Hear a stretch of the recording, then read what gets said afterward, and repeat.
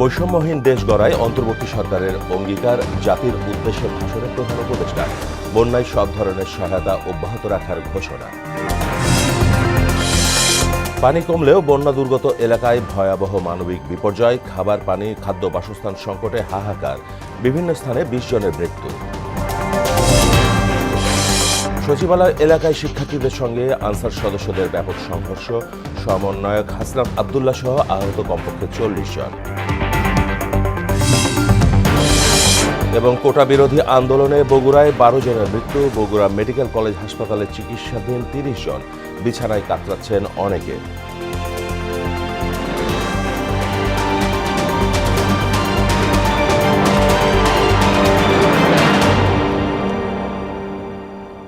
আসসালামু আলাইকুম, সবাইকে মোহনা সংবাদে স্বাগত। শুনছিলেন শিরোনাম, সঙ্গে আছি মাহমুদ হোসেন। এবার বিস্তারিত। ফ্যাসিবাদ ও স্বৈরাচারী সরকারের হাতে দেশের সব প্রতিষ্ঠান ধ্বংস হয়ে গেছে বলে মন্তব্য করেছেন অন্তর্বর্তী সরকারের প্রধান উপদেষ্টা ডক্টর মোহাম্মদ ইউনূস। বৈষম্যহীন দেশ গড়তে তার সরকার অঙ্গীকারবদ্ধ বলেও জানান তিনি। রোববার সন্ধ্যায় জাতির উদ্দেশ্যে দেয়া ভাষণে চলমান বন্যায় সব ধরনের সহায়তা অব্যাহত রাখার ঘোষণাও দেন প্রধান উপদেষ্টা। আরও জানাচ্ছেন উষা ফেরদৌস। সবাইকে ছাত্র জনতার বিপ্লবে সিক্ত দায়িত্ব গ্রহণের পর প্রথমবারের মতো জাতির উদ্দেশ্যে ভাষণ দেন অন্তর্বর্তীকালীন সরকারের প্রধান উপদেষ্টা ডক্টর মোহাম্মদ ইউনূস। নতুন বাংলাদেশ গড়ার শপথ নিয়ে ভাষণে তিনি বলেন, দেশের মানুষের ভোটাধিকার কেড়ে নিয়ে স্বৈরাচার তার নিজের, পরিবারের ও দলের কিছু মানুষের স্বার্থ হাসিলের পথ তৈরি করে দিয়েছে। লক্ষ লক্ষ শহীদের রক্তের বিনিময়ে এবং লক্ষ লক্ষ মা বোনের আত্মদানের বিনিময়ে যে বাংলাদেশ আমরা পেয়েছিলাম, তা ফেসিবাদ এবং স্বৈরাচারের হাতে ধ্বংস হয়ে গেছে। আপনারা দেখেছেন আমাদের প্রতিটি প্রতিষ্ঠানকে তারা কিভাবে শেষ করেছে। দেশের রন্ধ্রে রন্ধ্রে ঢুকে গেছে দুর্নীতি।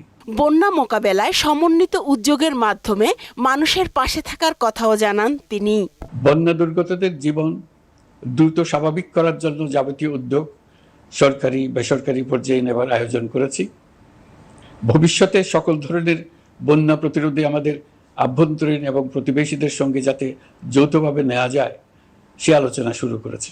কখন সরকার বিদায় নেবে সেটা জনগণ নির্ধারণ করবে মন্তব্য করে নিজেরা সরকারের মেয়াদ বাড়ানোর পদক্ষেপ নেবেন না বলেও জানান প্রধান উপদেষ্টা।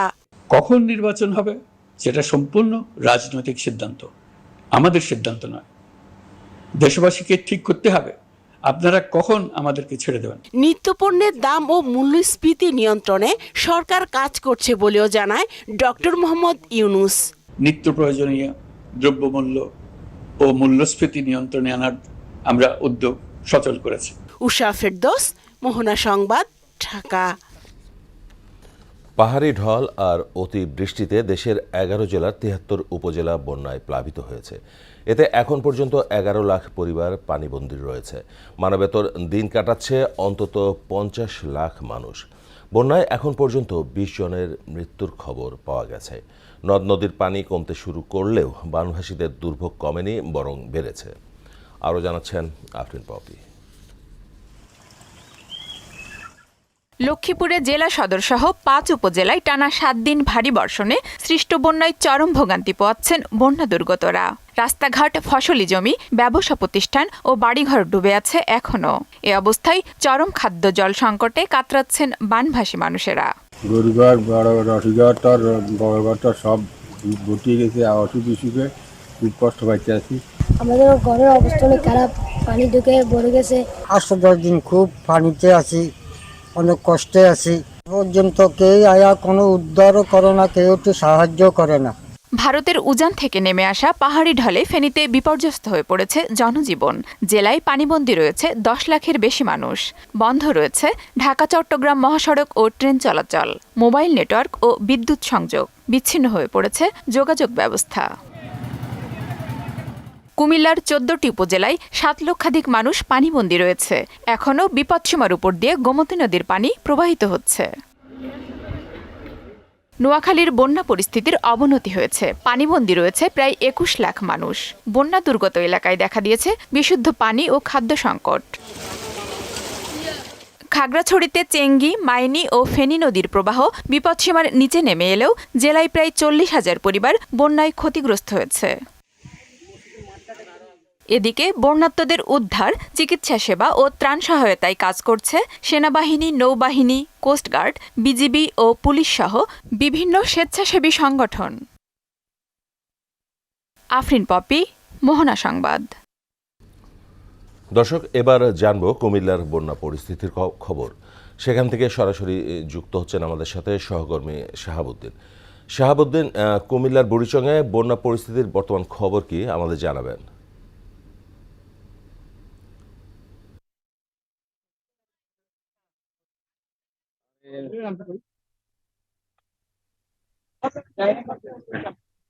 মাহমুদ, যেমনটি আপনি জানাচ্ছিলেন, এই মুহূর্তে আমি রয়েছি কুমিল্লার বুড়িচং।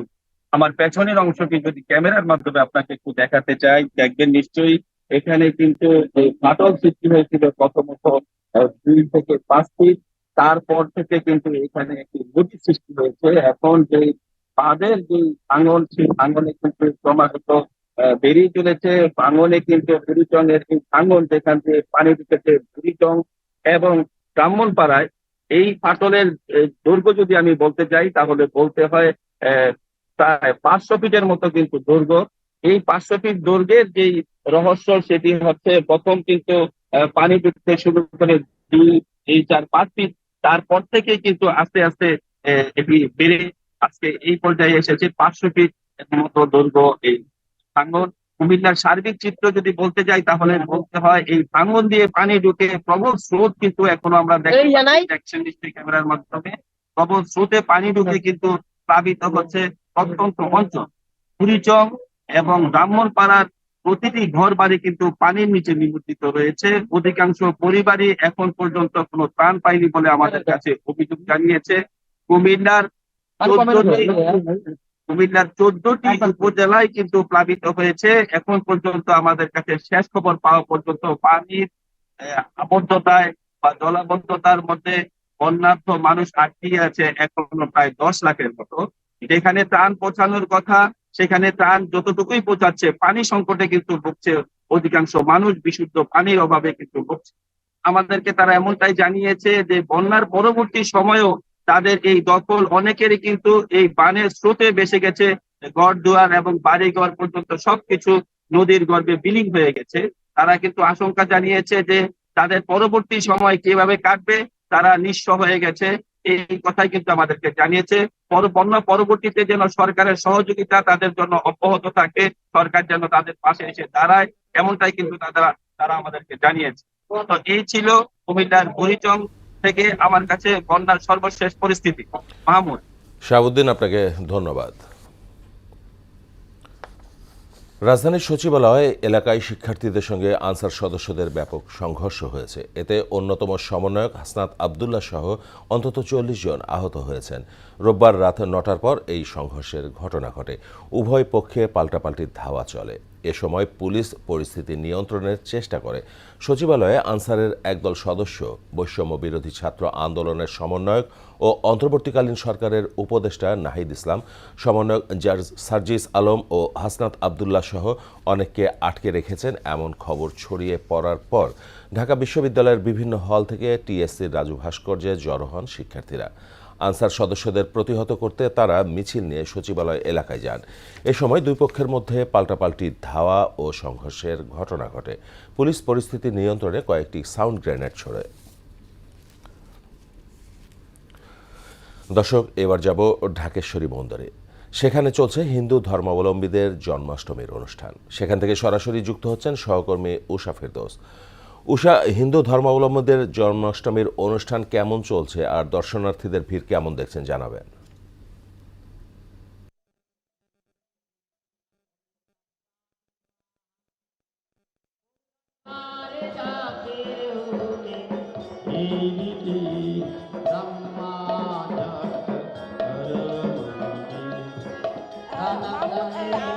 সকাল থেকেই আমি হচ্ছে ঢাকেশ্বরী মন্দিরে রয়েছি। এই মুহূর্তে আমি যদি আপনাকে দেখানোর চেষ্টা করি যে হচ্ছে সকাল থেকে গীতা যজ্ঞ চলছে এবং হচ্ছে এখানে ষোড়শ উপাচারে গীতা যজ্ঞ হচ্ছে। ধুনো, শঙ্খ, উলুধ্বনি পৃথিবীতে হচ্ছে মন্দিরটি, এবং হচ্ছে সকাল থেকে আমরা পুরোহিতদের সাথে কথা বলেছি। তারা 2 দিন ব্যাপী যে আয়োজন করেছে সেটা হচ্ছে অনেক অনাড়ম্বর, কারণ হচ্ছে বন্যা দুর্গত মানুষের পাশে দাঁড়ানোর জন্যই হচ্ছে আজকের এই জন্মাষ্টমী হচ্ছে সাদামাটাভাবে পালিত হচ্ছে। প্রায় 5000 বছর আগে এই দিনে এই তিথিতেই হচ্ছে শ্রীকৃষ্ণ ধরাধামে এসেছেন, এবং তিনি যে অনাচার অত্যাচার এবং যে অশুভ, সেই অশুভ শক্তিকে বিনাশ করার জন্যই তাই আসে তার হচ্ছে এই পৃথিবীতে আগমন। এবং হচ্ছে আপনাদেরকে আমি এখন দেখানোর চেষ্টা করছি যে আসলে ভক্তরা হচ্ছে তাদের যে গীতা যজ্ঞ, সেখানে অনেক ভক্তই আছে, এবং হচ্ছে তারা ভগবান যে শ্রীকৃষ্ণ তার কাছে প্রার্থনা করছেন যে বর্তমান সময়ের যে বন্যা বা হচ্ছে যে সংকটগুলো, সেগুলো যেন হচ্ছে সেগুলো থেকে যেন হচ্ছে শ্রীকৃষ্ণ মানুষকে মুক্তি দেয়। এবং হচ্ছে তারা বিশ্বাস করেন যে সনাতন ধর্মাবলম্বী যারা আছেন তারা বিশ্বাস করেন যে হচ্ছে ভগবান শ্রীকৃষ্ণ এভাবেই যুগে যুগে ধরায় আসেন, এবং হচ্ছে মানবতার যে মুক্তি সেটি হচ্ছে তিনি নিশ্চিত করেন। আমরা যদি হচ্ছে একজন ভক্তের সাথে কথা বলার চেষ্টা করি, আমরা হচ্ছে আপনাদেরকে যুক্ত করছি। দাদা আমাদের একটু জানাবেন হচ্ছে যে ভগবান শ্রীকৃষ্ণ তো 5000 বছর আগে এসেছিল হচ্ছে ন্যায় প্রতিষ্ঠা করার জন্য শুভ শক্তি, তো সেই তাৎপর্যটা যদি আমাদের একটু ভগবান শ্রীকৃষ্ণের যে জন্মতিথি সেটা তাৎপর্য। আচ্ছা, আমরা আরেকজন ভক্তের সাথে আপনাদের যুক্ত করার চেষ্টা করছি যে ভগবান শ্রীকৃষ্ণর যে জন্মের যে তাৎপর্য সেটা একটু আমাদের আজকে তাৎপর্য হলো ভগবান শ্রীকৃষ্ণের জন্মদিন। আজকে ভগবান আবির্ভূত হয়েছিল, তার জন্য আজকে এই দিনটি আমরা শুভ দিন বলে গণনা করি। আমরা আরও শ্রীকৃষ্ণের কাছে প্রার্থনা করব, যারা এই বন্যা দুর্গত অসহায় মানুষে যেভাবে কষ্ট করছে তাদের কষ্ট যাতে তাড়াতাড়ি সব শুদ্ধ হয়ে যায়, যাতে মানুষ আবার স্বাভাবিক জীবনে ফিরে আসে, এই কৃষ্ণের কাছে প্রার্থনা করছি, যাতে মানুষ সুন্দর এবং সুস্থভাবে জীবন চলাচল করতে পারে। আমাদের দেশের মধ্যে যে ভগবান শ্রীকৃষ্ণের জন্মতিথিতে যে উৎসব ঢাকেশ্বরী জাতীয় উদ্যানে, তো মাহমুদ আমার কাছে এই ছিল এখানকার সর্বশেষ তথ্য। উষা, আপনাকে ধন্যবাদ। দর্শক, আবারও জানবো বন্যা পরিস্থিতির খবর। চলে যাচ্ছে চট্টগ্রামে, সেখানকার সর্বশেষ জানাতে সরাসরি যুক্ত হচ্ছেন সহকর্মী সুমন কুমার দে। সুমন, বন্যা পরিস্থিতির প্রভাবে কি চট্টগ্রামে বাজারে কি প্রভাব পড়েছে?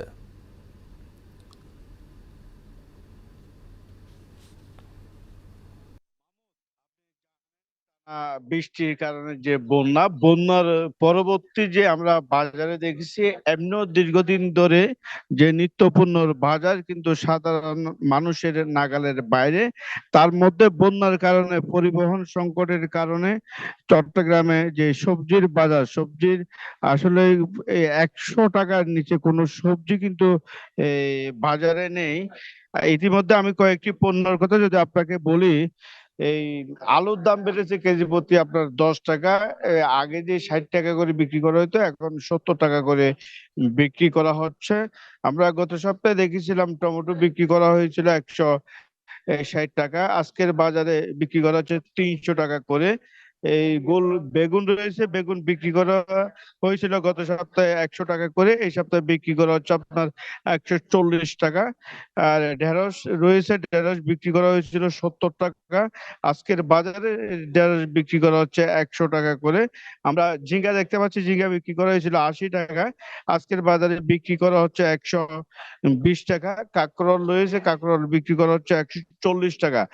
গত সপ্তাহে কিন্তু 100 টাকা করে বিক্রি করা হয়েছিল। অন্যদিকে কিন্তু এই যে কাঁচা মরিচ, গতকাল কিন্তু আমরা দেখেছি চট্টগ্রামের বাজারে 800 থেকে 900 টাকা কাঁচা মরিচ বিক্রি করা হয়েছিল, কিন্তু শুক্রবার হচ্ছে আজকে বিক্রি করা হচ্ছে 300 টাকা। অর্থাৎ গতকাল 900 টাকা ছিল, আজকে 300 টাকা বিক্রি করা হচ্ছে। এখানকার যারা ব্যবসায়ী আছে তারা বলছেন যে সরবরাহ বাড়ার কারণে কাঁচামরিচের দাম কমেছে, তবে সবজির দাম কিন্তু কমেনি। গত সপ্তাহের তুলনায় এই 30 টাকা 40 টাকা পর্যন্ত দাম বেড়েছে সবজির বাজার।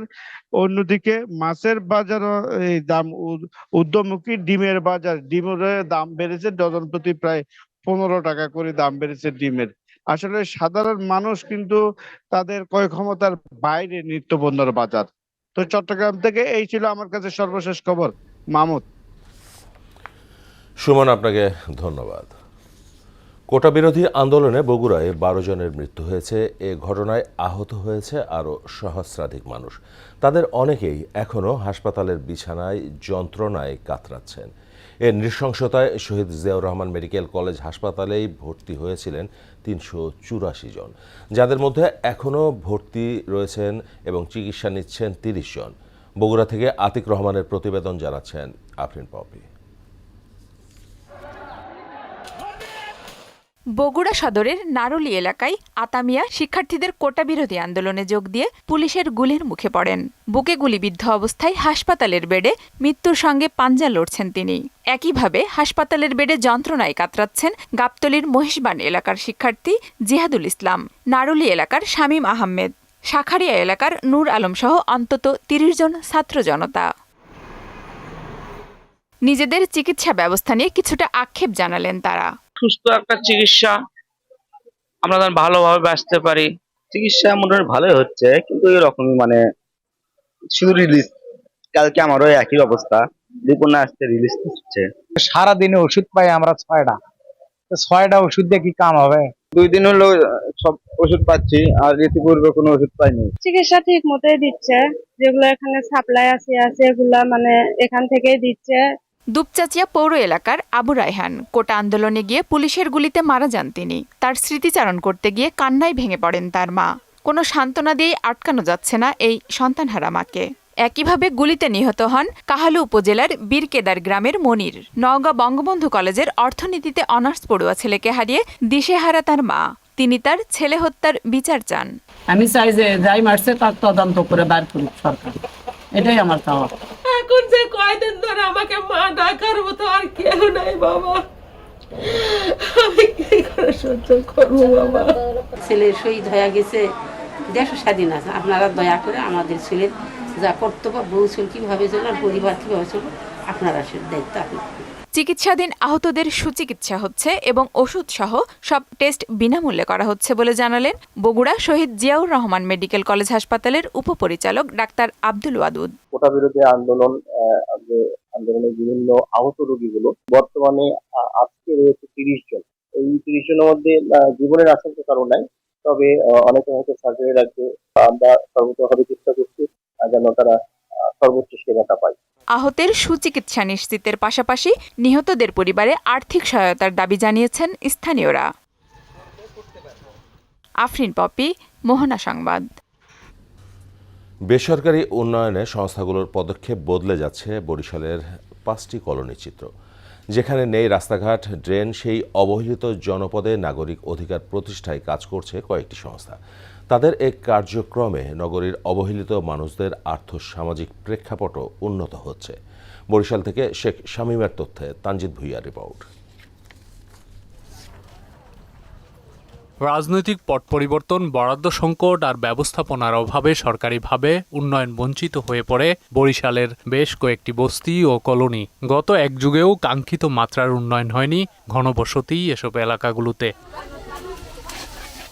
নগরীর ভাটারা খাল, শিশু পার্ক, বিডিএস, নামারচর ও বঙ্গবন্ধু কলোনিতে নিম্ন আয়ের প্রায় 1.5 লক্ষ মানুষের বসবাস। গত কয়েক যুগ থেকেই তারা নাগরিক সেবা থেকে বঞ্চিত। 50 বছরের বন্যাকে মাথায় রেখে এবং আগামী 50 বছরে যে বন্যায় যদি ক্ষতিগ্রস্ত না হয় সেটা আমরা বিবেচনা করে আমরা জলবায়ু সহনশীল করে আমরা বাস্তবায়ন করেছি। 5টি কলোনিতে আমরা স্বাস্থ্যসেবা নিশ্চিত করার জন্য চিকিৎসকের মাধ্যমে চিকিৎসা সেবা, যেখানে ওয়াশ ব্লক নেই, ওয়াশ ব্লক নির্মাণ করে স্যানিটেশন ব্যবস্থা করা নিরাপদ পানির জন্য ওয়াটার পয়েন্ট তৈরি করা এবং জলাবদ্ধতা যাতে তৈরি না হয় কলোনিগুলোতে, এর জন্য ড্রেন নির্মাণের কাজগুলো আমরা করছি।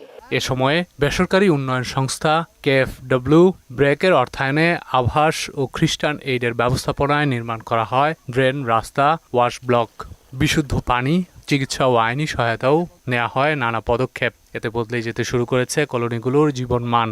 রিমালে ক্ষতিগ্রস্ত বা রিমালে যখন পানিতে ভরে গেল তখন কিন্তু অনেক লোক এবং আমাদের কলোনিবাসীরা যারা আমাদের উপকারভোগী তারা তাদের পরিবারের জিনিসপত্র এবং তারা হচ্ছে যে নিজেরাও ওই সেই ড্রেন এমনকি ল্যাট্রিনের যে উঁচু জায়গাটা সেখানে তারা অবস্থান করেছে। সুতরাং আমি বিশ্বাস করি যেটা এই এলাকার মানুষের সহযোগিতায় যে কাজটা করা সম্ভব হয়েছে সেটা এই মানুষদের জন্য আসলে উপকারে লাগবে। উন্নয়ন বঞ্চিত বাকি স্থানগুলো চিহ্নিত করে আরও কাজ করার কথা জানান এই উন্নয়ন কর্মী।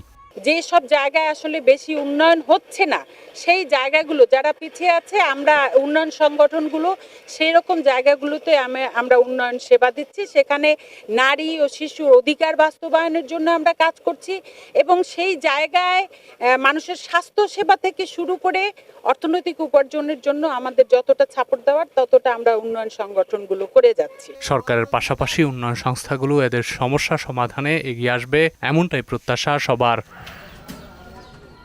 তানজিদ ভুইয়া, মোহনা সংবাদ। দর্শক, এ পর্যায়ে সবাইকে আমন্ত্রণ জানাচ্ছি সংবাদপত্রের পর্যালোচনা ভিত্তিক পত্রিকার চোখে দেশ অনুষ্ঠানে।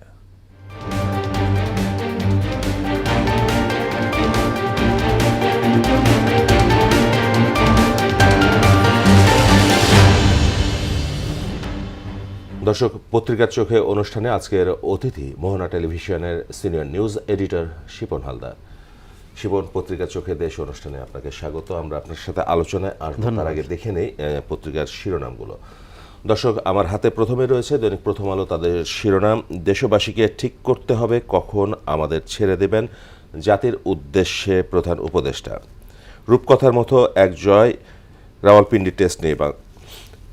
দৈনিক ইত্তেফাকের শিরোনাম রয়েছে, নির্বাচনের সময় ঠিক হবে রাজনৈতিক সিদ্ধান্তে, আর কালো টাকা তৈরি করতে দেয়া হবে না অর্থ উপদেষ্টা। দৈনিক সমকাল তাদের শিরোনাম, নির্বাচন কখন হবে সেটি রাজনৈতিক সিদ্ধান্ত, শিক্ষার্থীদের ধাওয়ায় সচিবালয় ছাড়লেন আনসাররা। বাংলাদেশ প্রতিদিন তাদের শিরোনামে রয়েছে, কখন নির্বাচন সেটা রাজনৈতিক সিদ্ধান্ত, ভাসছে লাশ, ত্রাণের জন্য অপেক্ষা। দৈনিক দেশ রূপান্তর তাদের শিরোনাম, কতদিন থাকবো জনগণই নির্ধারণ করবে, ক্রিকেটেও বিপ্লবের রং। দৈনিক বণিক বার্তা তাদের শিরোনাম আছে, বৈষম্যহীন সমাজ গড়ার স্বপ্ন পূরণে আমি অঙ্গীকারবদ্ধ। জাতির উদ্দেশ্যে দেয়া ভাষণে doctor Yunus. The Daily Star তাদের শিরোনাম, timing oppose a political decision. Shipon, আমরা শিরোনামগুলো দেখলাম, আপনার কাছে ফিরতে চাই। আমরা গতকালকে দেখেছি যে জাতির উদ্দেশ্যে প্রথম ভাষণ দিয়েছেন ডক্টর ইউনূস এবং অন্তর্বর্তী সরকারের প্রধান হিসেবে তিনি বন্যার্তদের জন্য 1000 কোটি টাকার একটা ত্রাণ তহবিল জোগাড় করেছেন। বিষয়টিকে আপনি কিভাবে দেখছেন? প্রথমত হচ্ছে যে একটি অসাধারণ ভাষণ আমরা দেখলাম এবং সচরাচর এই ধরনের ভাষণ আমরা সাধারণ মানুষ হিসেবে দেখি না। সেখানে বিভিন্ন বিষয়ে সুস্পষ্ট দিক নির্দেশনা রয়েছে। সরকার কতদিন থাকবে, বন্যার্তদের পাশে কিভাবে দাঁড়াচ্ছে সেটি দেখেছি। আপনি বলছিলেন, আমরা সময় পেলে অল্প অল্প করে বিষয়গুলো একটু তুলে ধরার চেষ্টা করব। বন্যার্তদের জন্যে যে শোডাউন আমরা দেখি বিভিন্ন গণমাধ্যমে, ঘটনাস্থলে পরিদর্শনে, বিভিন্ন জায়গার যে কান্নাকাটির যে ব্যাপারগুলো থাকে, সহমর্মিতা যেটা হয় লোক দেখানো, কিন্তু আমরা বাস্তব অর্থে ডক্টর মোহাম্মদ ইউনূসকে দেখলাম যে এনজিও কর্মকর্তাদের সঙ্গে, অর্থাৎ 44টি এনজিওর কর্মকর্তাদের সঙ্গে তিনি বসলেন এবং বসে তিনি 1000 কোটি টাকার একটি ফান্ড গঠন করছেন এবং এর পরে পুনর্বাসনের ব্যাপারটি আসবে এবং আমি বিশ্বাস করি ডক্টর মোহাম্মদ ইউনূসের নেতৃত্বে পুনর্বাসন অত্যন্ত সঠিক এবং বিচক্ষণতার সাথেই হবে এবং এই যে দুর্যোগকালীন সময় আমরা খুব শীঘ্রই কাটিয়ে উঠব। এই দুর্যোগ, এটা জাতির দুর্যোগ এবং এই দুর্যোগের সময় 60-65 লাখ দুর্গত মানুষের পাশে যেভাবে 18 কোটি মানুষ সহযোগিতার হাত বাড়িয়ে দিয়েছে এবং যে আবেগের বহিঃপ্রকাশ দেখছি, যে সহমর্মিতা, মহানুভবতা দেখছি, সেটি এক কথায় অসাধারণ। এক বাংলাদেশের একটা মানবিক বাংলাদেশের যে দৃষ্টান্ত আমরা স্থাপন করেছি বা করছি, সেটি সারা বিশ্বের কাছে অনুকরণীয়, অনুসরণীয় হয়ে থাকবে। সুতরাং বন্যার্তদের যে অবস্থা, সেই জায়গা থেকে এখন পানি কমতে শুরু করেছে একই সাথে রোগবালাই অর্থাৎ পানিবাহিত যে রোগবালাই সেটি বাড়ছে এবং বন্যা পরবর্তী যে রাস্তাঘাট, ফসলি জমি, ঘর বাড়ি তাদের তৈরি করে দেওয়া, তাদের পুনর্বাসন, তাদের চাকরি বা কৃষিকাজে ফেরত পাঠানো, সেক্ষেত্রে ক্ষুদ্র ঋণের একটি ব্যাপার কিন্তু চলে আসবে আবারও, এবং তার পরবর্তীতে সরকারের কিছু দ্রুত পদক্ষেপ নিতে হবে, রাস্তাঘাট ঠিক করা, স্কুল কলেজ শিক্ষা প্রতিষ্ঠান, ব্যবসা প্রতিষ্ঠান সহ অন্যান্য প্রতিষ্ঠানগুলোর সঠিকভাবে পরিচালনার জন্য কার্যক্রম শুরু করার জন্য এক ধরনের জোর তৎপরতা সরকার নিচ্ছে এবং আমরা খুব আশাবাদী যে এই ধরনের দুর্যোগ খুব সহজেই আমরা কাটিয়ে উঠব।